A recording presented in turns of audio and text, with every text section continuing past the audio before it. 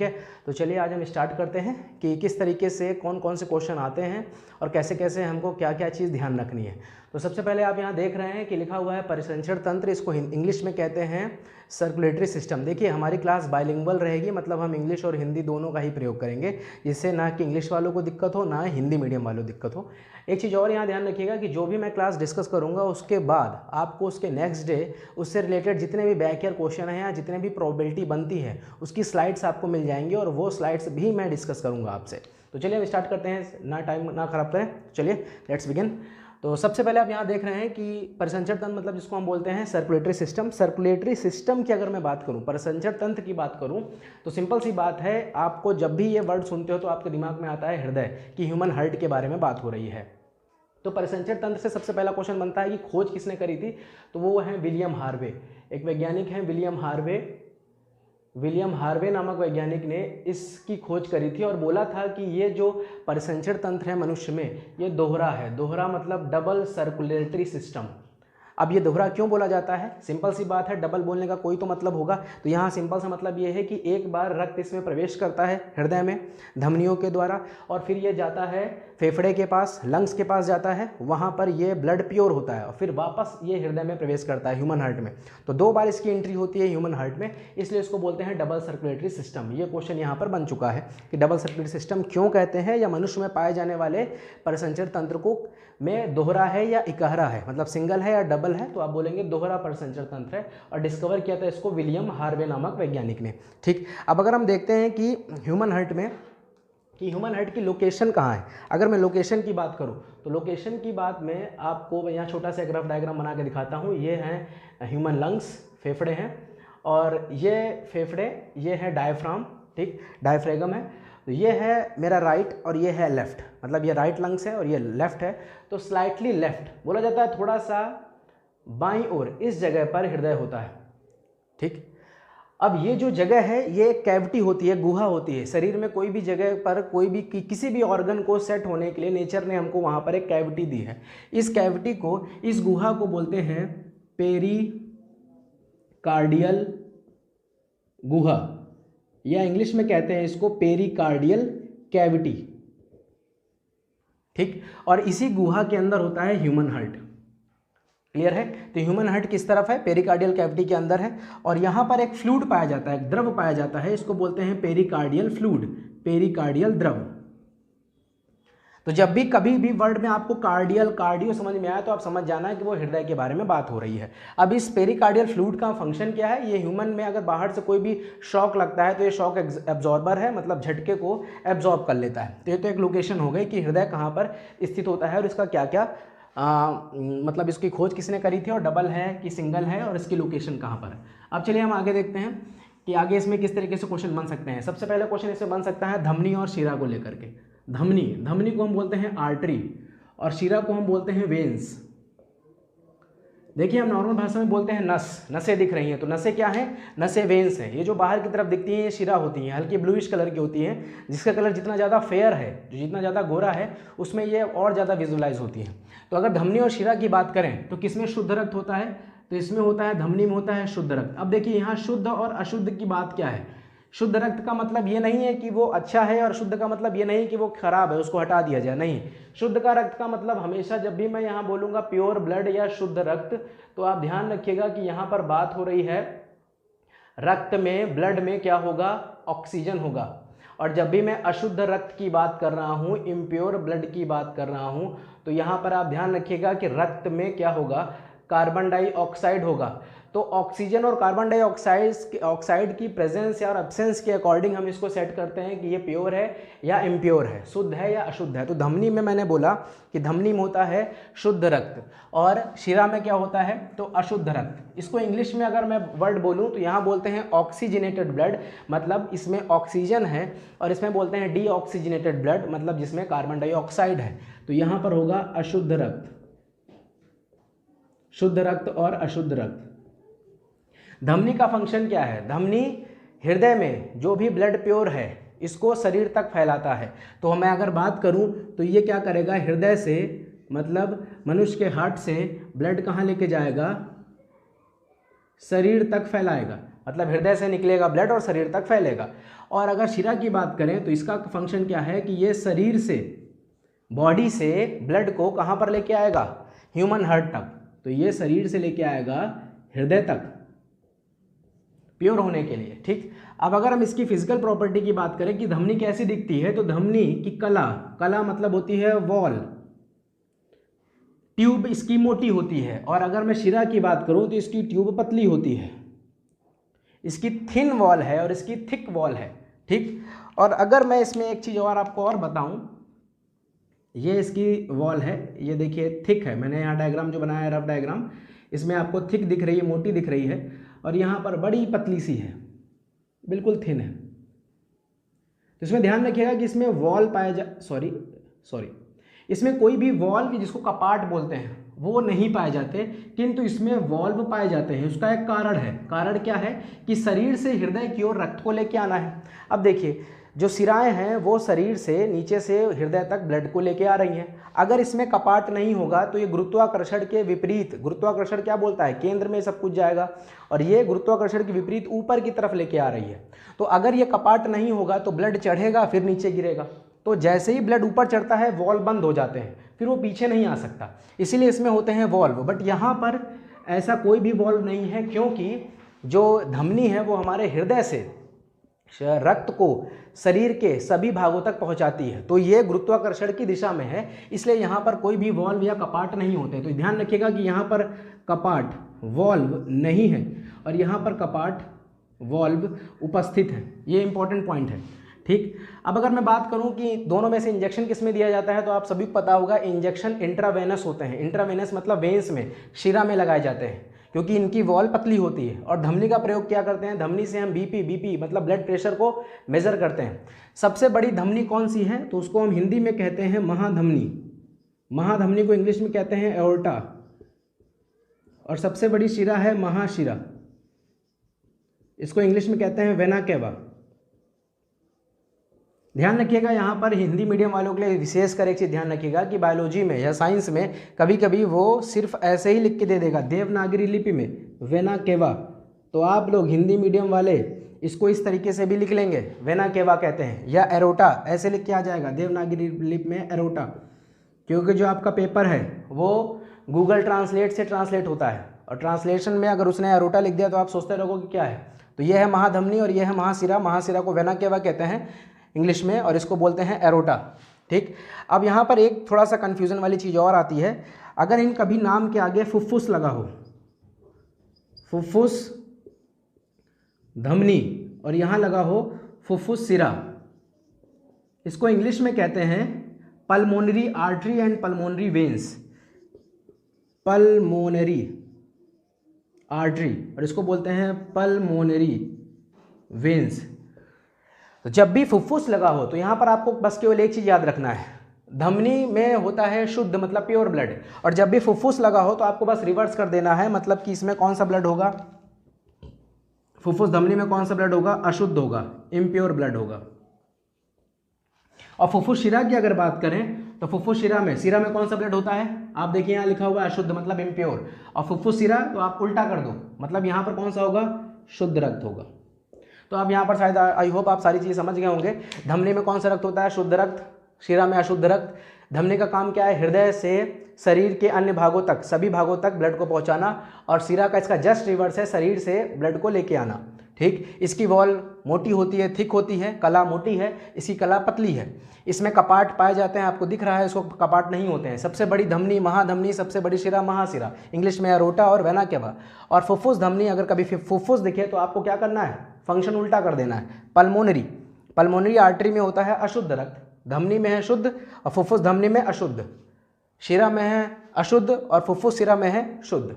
इतना क्लियर हो गया। तो ये तो छोटा सा डिफरेंस था जो आपको पता होना चाहिए, तब आप समझ पाओगे। हम इस वीडियो को, मतलब हम इस अपने चैप्टर को 2-3 पार्ट में तोड़ के आराम से आपको समझाएंगे कि कैसे हृदय फंक्शन करता है, हम उसकी भी बात करेंगे, ठीक। अब हम देखते हैं यहाँ पर कुछ छोटे छोटे वन लाइनर टाइप के क्वेश्चन पूछ लेता है कभी कभी, बहुत बेसिक से हैं। जैसे हृदय का जो बीपी, जिसको हम बोल सकते हैं ब्लड प्रेशर, रक्तदाब कितना होता है, तो यहाँ दाब की अगर बात करें तो ये है नॉर्मल, सबको पता है 120/80 mmHg। किंतु यहाँ ध्यान रखने वाली बात क्या है, ये यूनिट याद रखने वाली बात है। कभी कभी वो क्या करता है, इस mm को mmHg की जगह वो Hg को पहले लिख देता है, मतलब Hg और फिर mm लिखता है। ये गलत है, ठीक, सही फॉर्म यही है। नई रिसर्च में 120 की वैल्यू 130 भी हो चुकी है। अब देखिए 120 और 80 को बोलते क्या है, इसको बोलते हैं सिस्टोलिक दबाव, सिस्टोलिक दबाव, और इसको बोलते हैं डायस्टोलिक दबाव। अब क्वेश्चन सीधे सीधे यही पूछता है कि मनुष्य के रक्त दाब का सिस्टोलिक दबाव कितना है या डायस्टोलिक दबाव कितना है। तो आपको याद रखना है 120 सिस्टोलिक है, 80 डायस्टोलिक है, ठीक। मैंने अभी आपको बताया था कि 120 की जगह वर्तमान में 130 वैल्यू हो गई है, किंतु अभी जितने भी कॉम्पिटिटिव एग्जाम्स की बुक हैं उसमें ये बात क्लियर नहीं है, ये बात अभी भी प्रिंट होकर नहीं आई है। ये रिसर्च में दावा किया गया है कि अगर किसी का सिस्टोलिक दबाव 130 पहुंचता है तो वो सामान्य व्यक्ति है, किंतु आप अभी भी इस चीज़ को ही टिक मारोगे 120/80 mmHg। Hg क्या दिखा रहा है, मरकरी पारा दिखा रहा है। पारा का प्रयोग क्यों करते हैं, क्योंकि दाब और ताप के प्रति सबसे ज़्यादा ये सेंसिटिव है, ठीक, सक्रिय है। अब देखिए सिस्टोलिक और डायस्टोलिक ये तो हो गया नॉर्मल।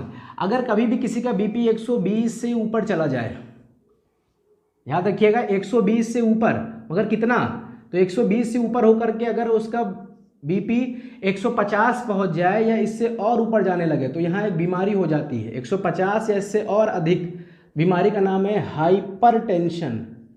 हाइपरटेंशन इंग्लिश में भी ऐसे लिखेंगे, हाइपरटेंशन। और अगर किसी का बीपी 50 या इससे कम होने लगे, 50 या इससे और निगेटिव और नीचे चला जाए, तो इसको बोलेंगे हाइपोटेंशन। याद रखिएगा ये बीमारियां पूछी गई हैं, हाइपोटेंशन। इंग्लिश में भी इसको ऐसे लिखेंगे, हाइपोटेंशन। देखिए पूरी बायो में याद रखिएगा कुछ वर्ड ऐसे होते हैं जो क्लियर कर देते हैं। कहीं पर भी हाइपर आ जाए, हाइपर मतलब अधिक होता है, कहीं पर भी हाइपो आ जाए, हाइपो मतलब कम होता है।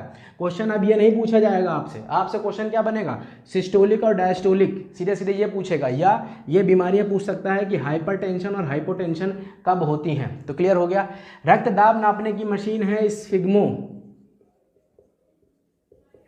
मैनोमीटर। ये मशीन आपने देखा होगा, डॉक्टर के पास एक बड़ा सा कॉलम होता है, ठीक, और उसमें एक प्रेशर के लिए एक छोटा सा बलून टाइप का होता है जिससे वो प्रेशर डालता है, वो होता है स्फिग्मो मैनोमीटर। आजकल डिजिटल मशीन्स भी आ चुकी हैं जो आपकी वैल्यू को बताती हैं। तो स्फिग्मो मैनोमीटर से हम क्या करते हैं, बीपी को मेज़र करते हैं, ध्यान रखिएगा ये बात। इसके अलावा भी कुछ 2-3 मशीनें हैं जो आपने इस चैप्टर में आपने सुना होगा, जैसे कि स्टेथोस्कोप। डॉक्टर उसको अपने कान में लगाता है, फिर हृदय के पास चेस्ट में या बैक में उसको टच करता है और कहता है आप सांस लीजिए। तो एक है स्टेथोस्कोप,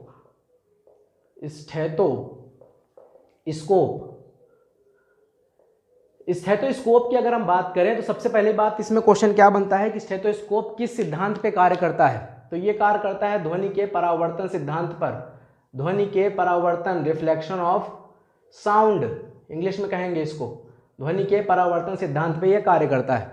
और इसमें एक आवाज़ आती है स्टेथोस्कोप में, लब और डब की। ये लब और डब की आवाज़ क्या है, ये जो वॉल्व हैं, हृदय में वॉल्व पाए जाते हैं। अभी मैं आगे बताऊंगा कि इन वॉल्व में किन किन के बीच में पाए जाते हैं, बट अभी नाम याद रखिए। इसको बोलते हैं ट्राइकैस्पिड वॉल्व, इसको बोलते हैं बाइकैस्पिड वॉल्व, त्रिकपट और द्विकपट। ये वॉल्व जब ओपन होते हैं और बंद होते हैं तो उनकी आवाज़ आती है लब और डब, जिससे डॉक्टर कहता है कि हाँ हृदय ठीक से कार्य कर रहा है कि नहीं। तो स्टेथोस्कोप से हम क्या चेक करते हैं, इन वॉल्व के ओपन होने और बंद होने की आवाज़ को सुनते हैं, वही आवाज़ आती है लब डब की आवाज़, और ये ध्वनि के परावर्तन सिद्धांत पे कार्य करता है। तो पहला ये क्लियर हो गया। इससे पहले मैंने आपको स्फिग्मो मैनोमीटर बताया था, वो बीपी के लिए। अब आता है ईसीजी, इलेक्ट्रोकार्डियोग्राम। ये मशीन क्या करता है, ईसीजी जब भी आपने कभी देखा हो या कभी कभी कराया हो अपने शरीर का, तो इसमें इस तरीके का ग्राफ मिलता है। यहाँ लिखा होता है P, यहाँ लिखा होता है Q, यहाँ लिखा होता है R, सॉरी यहाँ Q होगा, यहाँ R होगा और यहाँ S होगा। ये PQRS ये क्या दिखाता है, ये चारों चैम्बर की गतिविधि को प्रदर्शित करता है कि आपके चारों चैम्बर ठीक से कार्य कर रहे हैं कि नहीं। PQ, QR, RS और S से आगे फर्दर, ये चारों चैम्बर की गतिविधि को बताएंगे। तो आप याद रखिएगा कि ECG मशीन क्या बताता है, क्या चेक करता है, क्या ये वॉल्व को चेक करता है, नहीं। क्या ये दबाव को बताता है, ब्लड प्रेशर को बताता है? नहीं। ये क्या चेक करता है कि चारों चैम्बर ठीक से कार्य कर रहे हैं कि नहीं। ईसीजी का पूरा नाम है इलेक्ट्रोकार्डियोग्राम, याद रखिएगा, इलेक्ट्रोकार्डियोग्राम।